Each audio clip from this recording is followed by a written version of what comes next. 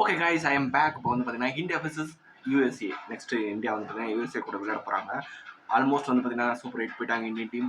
2 match வந்து பார்த்தீங்கன்னா பாகிஸ்தான் கூடயும் அயர்லாந்து கூடயும் ஜெயிச்சிச்சு. அடுத்தது வந்து பார்த்தீங்கன்னா 2 மேட்ச் இருக்குது. நெக்ஸ்ட் மேட்ச் யூஎஸ்ஏ கூட, அதுக்கப்புறம் வந்து பார்த்தீங்கன்னா கனடா கூட இருக்குது. ஓகே, இப்போ இந்த யூஎஸ்ஏ மேட்சை பொறுத்த வரைக்கும் நாளைக்கு நடக்க போகுது. இந்த மேட்ச் வந்து பார்த்தீங்கன்னா வழக்கம் போல் நியூயார்க்கில் தான் நடக்குது. இதுதான் வந்து பார்த்தீங்கன்னா இந்தியன் டீம் பொறுத்த வரைக்கும் கடைசி மேட்ச் நியூயார்க்கில். அதுக்கப்புறம் ஃப்ளோரிடா போகிறாங்கன்னு நினைக்கிறேன், கனடா கூட விளையாடுறதுக்காக.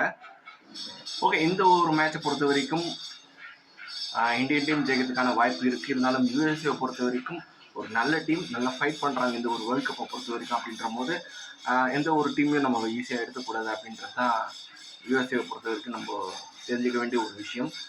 அப்படின்றதுனால கொஞ்சம் ரெஸ்பெக்ட் கொடுக்கலாம் யூஎஸ்ஏ டீமை பொறுத்த வரைக்கும்.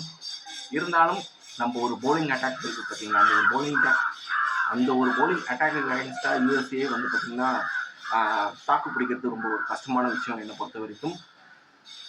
ஓரளவுக்கு ஒரு டீசெண்டாக ஒரு 100 ரன் 110 ரன் வந்து பார்த்தீங்கன்னா யூஎஸ்ஏ ஃபர்ஸ்ட் பேட்டிங் ஆடி அடிச்சிட்டாங்கன்னா ஓரளவுக்கு ஃபைட் பேக் பண்ணுறதுக்கான வாய்ப்பு இருக்குது. மற்றபடி வந்து பார்த்தீங்கன்னா என்னை பொறுத்த வரைக்கும் யூஎஸ்ஏ பேட்ஸ்மென்ஸ்க்கு அந்த அளவுக்கு குவாலிட்டி இருக்கா அப்படின்றது தெரியல இந்தியன் பவுலர்ஸை வந்து பார்த்தீங்கன்னா எதிர்கொள்கிறதுக்கு. ஓகே, இந்தியன் டீமை பொறுத்த வரைக்கும் பிளேயிங் லெவலில் எந்த ஒரு சேஞ்சஸும் இருக்கிறதுக்கான வாய்ப்பு இல்லை என்னை பொறுத்த வரைக்கும். மிடில் ஆர்டரில் வந்து பார்த்தீங்கன்னா கப்பல் இருக்குது தான். இருந்தாலும் வந்து பார்த்தீங்கன்னா சிவம் டூபே, சூரியகுமார் யாதவ்லாம் கண்டினியூவாக வாய்ப்பு கொடுப்பாங்கன்னு நினைக்கிறேன். சூரியகுமார் யாதவ்லாம் நம்பர் 1 T20 பேட்ஸ்மேன். 1-2 ஃபெயிலியர்ஸ்லாம் அவரை தூக்க மாட்டாங்க. டூபேக்கு வந்து பார்த்தீங்கன்னா டூபே பதிலாக சஞ்சு சாம்சன் ஆட வைக்கலாம்.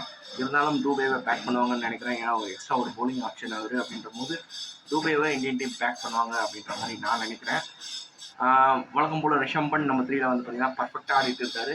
அவருக்கு ஏற்ற ரோல் அது மட்டும் வந்து பார்த்தீங்கன்னா அந்த ஒரு நம்பர் 3 பொசிஷனில் அட்டாக்கிங்காக ஆடுறாரு அப்படின்றது வந்து பார்த்தீங்கன்னா இந்தியன் டீமுக்கு ஒரு மிகப்பெரிய ஒரு ப்ளஸ் பாயிண்ட். அது மட்டும் வந்து பார்த்தீங்கன்னா இந்தியன் டீமுக்கு ஒரு லெஃப்ட் ஹேண்ட் பேட்ஸ்மேன் டாப் ஆர்டரில் இருக்கிறது ஒரு நல்ல விஷயம். இந்தியன் டீமை பொறுத்த வரைக்கும் ஓப்பனர்ஸாக வந்து பார்த்தீங்கன்னா விராட் கோலி, ரோஹித் சர்மா மிகப்பெரிய எக்ஸ்பீரியன்ஸ் அவங்ககிட்ட இருக்குது.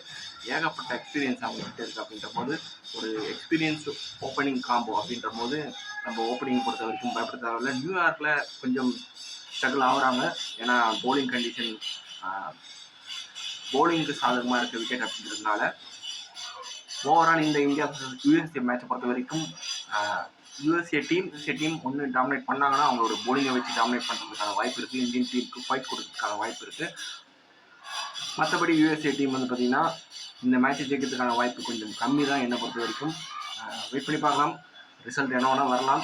மேட்ச் வந்து பார்த்திங்கன்னா அவங்களோட நாளாக இருந்தால் யூஎஸ்ஏ கூட ஜெயிக்கலாம்.